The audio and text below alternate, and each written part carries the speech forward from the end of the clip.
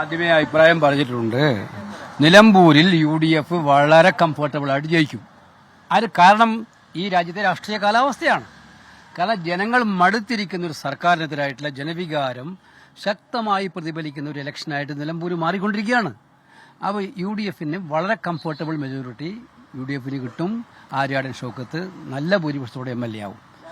ഈ കാര്യത്തിൽ ഞാൻ പറഞ്ഞത്രയോ ഇതിൽ സഹകരിക്കണം. ഈ ചിന്താഗതിയുള്ള കേരളത്തിലെ ജനങ്ങളെ പൊറുതിമുട്ടിപ്പിക്കുന്ന ഒരു സർക്കാരാണ് കേരളം ഭരിക്കുന്നത് എന്ന് കണ്ടുകൊണ്ട് അതിനെതിരായിട്ടുള്ള മൂവ്മെന്റ് നടത്താൻ താല്പര്യമുള്ള ആർക്കും ഞങ്ങളോടൊപ്പം ചേരാം, സഹായിക്കണം.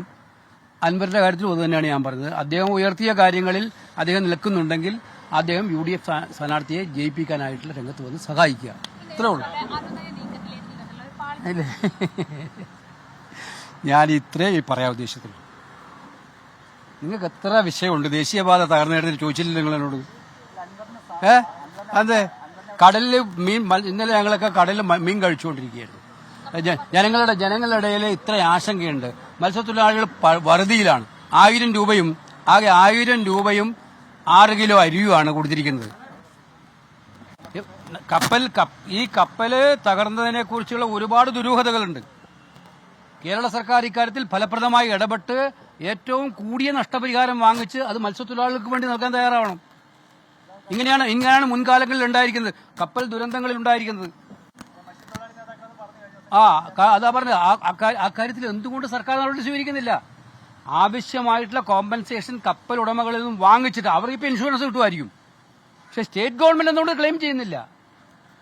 എന്നിട്ടിപ്പം മത്സ്യം പിടിക്കാൻ പാടില്ല എന്ന് പറഞ്ഞിരിക്കുകയാണ് മത്സ്യത്തൊഴിലാളികളോട്.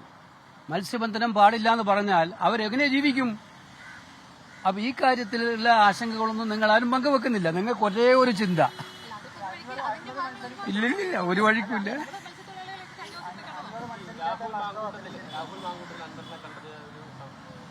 അല്ല, എനിക്കറിയില്ല രാഹുൽ മാങ്കൂട്ട്. അത് എനിക്കറിയില്ല.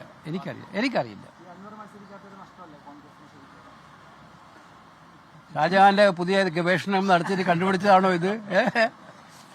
അത്യാവശ്യം ഉപദേശം പിണറായി കൊടുക്ക്, എന്നെ വിട്.